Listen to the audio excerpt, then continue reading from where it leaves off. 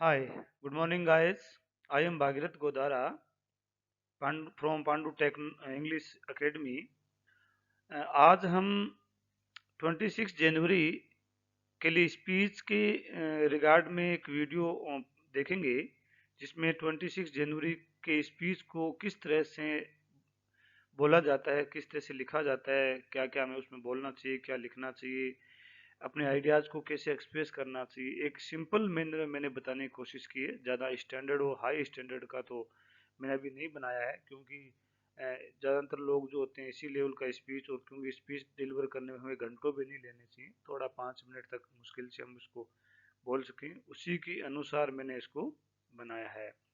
तो आज देखेंगे कि रिपब्लिक डे जो आने वाली 26 जनवरी है उसके स्पीच को हमें कैसे डिलीवर करना है। जो लोग स्पीच प्रिपरेशन की तैयारी कर रहे हैं, जो स्टूडेंट्स स्कूलों में पढ़ते हैं, कोई कोचिंग्स में पढ़ते हैं, यदि उनको स्पीच देने के लिए कहा जाए तो ये उनको बहुत ही हेल्पफुल रहेगा।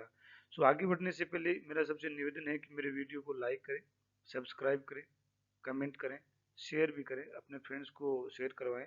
इसके अलावा मेरे इस चैनल पर लगभग सभी विषय के, जैसे हिस्ट्री है, पॉलिटिकल साइंस है, ज्योग्राफी है, इंग्लिश है, बहुत ही अच्छी और बहुत ही बेहतरीन ढंग से वीडियो बनाए गए हैं, जो आपको जीके प्रिपरेशन एमसीक्यू टाइप की क्वेश्चंस मैंने हर सब्जेक्ट के दिए हैं, ताकि आपके एग्जाम की प्रिपरेशन हो सके। अगर आप देखना चाहें तो मेरी प्लेलिस्ट को आप विजिट कर सकते हैं, वहाँ पे आपको अलग अलग फोल्डर में ग्रामर के सभी टॉपिक्स की अलग अलग वीडियो मिलेंगी। इसके अलावा कंपोजिशन के वीडियो मिलेंगे, आर्टिकल कैसे लिखते हैं, स्पीच कैसे लिखते हैं, एप्लीकेशन कैसे लिखते हैं, रिपोर्ट कैसे लिखते हैं, ये सभी चीज़ें मैंने वहाँ डाल रखी है। तो आगे बढ़ते हैं।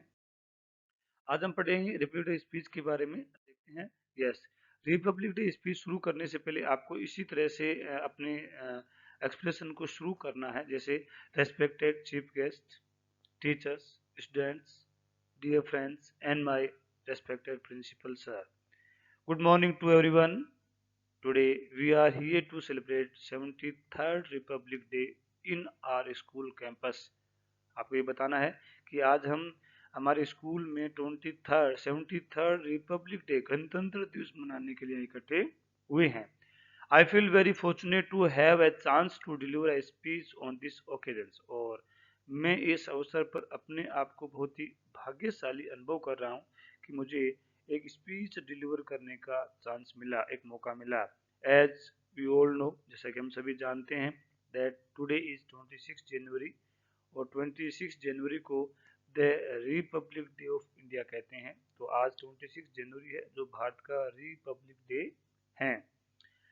The Republic day, Republic country, अब कंट्रीज कई टाइप की होती है, रिपब्लिक भी होती है, मोनार्की भी होती है, अलग अलग होती है। तो रिपब्लिक कंट्री, जैसे कि इंडिया एक रिपब्लिक कंट्री है, उसका क्या मतलब है उसे देखेंगे। The Republic country means the country has its oven elected president, ऐसा देश जिसका अपना चुना हुआ राष्ट्रपति हो, न कि बाई इट्स पब्लिक, इसकी जनता के द्वारा, नोट एनी क्वीन और किंग, न कि वहाँ पर राजा और रानी जो वंशागत हो। जैसे मैं कह दूँ, भारत एक रिपब्लिक कंट्री है क्योंकि हमें हमारे यहाँ पर प्रधानमंत्री, एमपी, एमएलए के अलावा जो हमारा देश का जो प्रेसिडेंट, जिसे राष्ट्रपति कहते हैं, उसका भी चुनाव होता है। इसके कुछ अपोजिट उदाहरण मैं आपको बता दूं, जैसे ब्रिटेन जो है, ब्रिटेन जो कंट्री है वो रिपब्लिक नहीं है, इंडिपेंडेंट तो जरूर है लेकिन रिपब्लिक नहीं है। का मतलब ये हुआ कि उस देश का जो प्रधान है, जो राष्ट्रपति के पद का जो व्यक्ति होता है, इक्वल जो आदमी होता है, वो ब्रिटेन में वंशानुगत है।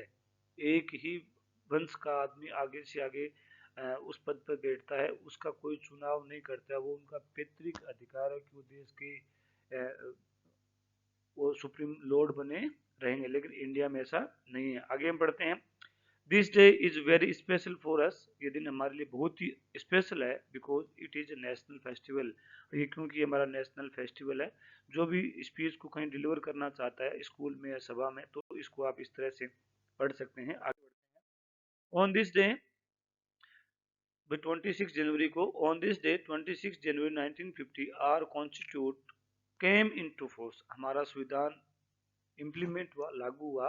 एज वी नो, जैसा कि हम जानते हैं, the constitute is a bundle of laws, constitute एक कानूनों का समूह होता है, that we accept for our better beings, जो हम हमारी बेहतरी के लिए स्वीकार करते हैं। हम सब स्वीकार करते हैं कि ये जो कानून बनाया गया है ये हमारी भलाई के लिए, इसमें हमारा कहीं भी शोषण नहीं है, हमारी स्वतंत्रता समानता का कहीं भी हनन नहीं हो रहा है, फॉर आर वेलफेयर, और हम हमारे कल्याण के लिए उसे स्वीकार करते हैं, and how we should be ruled and by whom, और हमारे उस कॉन्स्टिट्यूट के अंदर ये भी लिखा जाता है कि हमें किस तरह से रूल किया जाएगा, किस तरह से हमारा शासन होगा, हमें क्या क्या अधिकार मिलेंगे, इसके अलावा कौन लोग हमारा शासन करेगा, हमारे जो शासन करने वाले लोग होंगे वो कौन होंगे, ये सब कॉन्स्टिट्यूट में लिखा जाता है।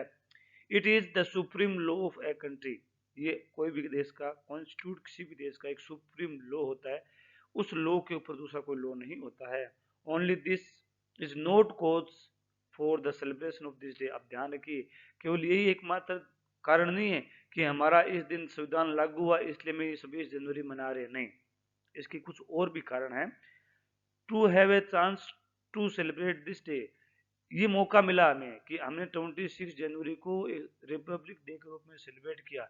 इस चांस को, इस दिन को प्राप्त करने के लिए our freedom fighter like Bhagat Singh, Subhash Chandra Bose, Mahatma Gandhi, Chandrashekhar Azad और बहुत सारे आपने लीडर्स सुन रखे हैं, and many more have to struggle for long time, उनको बहुत लंबे समय तक इस दिन को देखने के लिए संघर्ष करना पड़ा, एंड मैनी ऑफ देम, उनमें से ज्यादातर लोग had to sacrifice their life, अपना जीवन भी बलिदान दे चुके हैं, जिन उनको अपना बलिदान देना पड़ा, उनको शहीद होना पड़ा।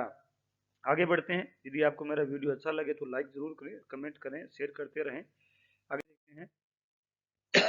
Today we gather here to memorise their deeds and to have their ideals in our heart, आज हम उन लोगों की जिन्होंने हमारे लिए, हमारी आज़ादी के लिए, अपने देश को स्वतंत्र कराने के लिए अपना जीवन बलिदान किया और जीवन भर संघर्ष किया, आज हम उन लोगों के कार्यों को याद करते हैं, उन लोगों ने किस तरह से काम किया और उनके आदर्शों को हम हमारे जीवन में हार्ट में संजोए रखने का प्रयत्न करते हैं, ताकि हम भी वैसे ही बने रहें, जब भी देश पे मुसीबत आए तो हमें भी इसी तरह से अपने देश के लिए प्राणों को न्यौछावर करने के लिए तैयार रहना चाहिए। इस टाइम, चलो ये बात ठीक है, इट्स टाइम टू जज आवर एफर्ट्स, अब हमें क्या करना है, इसके अलावा सिर्फ ये भी नहीं है कि हमारा देश लागू हुआ, हमारे देश में संविधान लागू हुआ और हमारे फ्रीडम फाइटर ने बलिदान किया, ये दो ही बातें नहीं है, इन दो बातों के लिए ही हम 26 जनवरी को सेलिब्रेट नहीं करते हैं, इसके अलावा और क्या हो सकता है।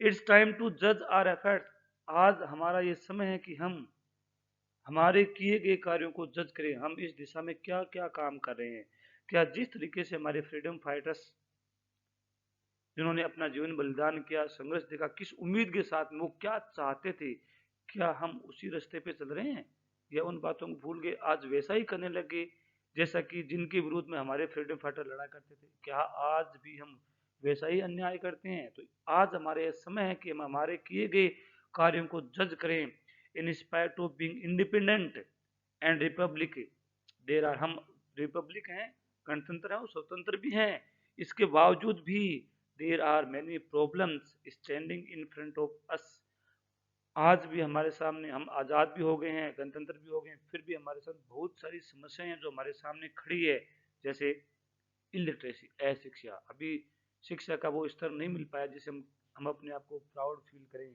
डिस्क्रिमिनेशन बेस्ड ऑन कास्ट, भेदभाव अभी भी कहीं ना कहीं थोड़ा बहुत होता है, जाति के आधार पर, धर्म के, रिलीजन्स धर्म के आधार पर, क्रीड वंश जाति भाषा के आधार पर, लैंग्वेज के आधार पर अभी भी भेदभाव देखने को मिलता है।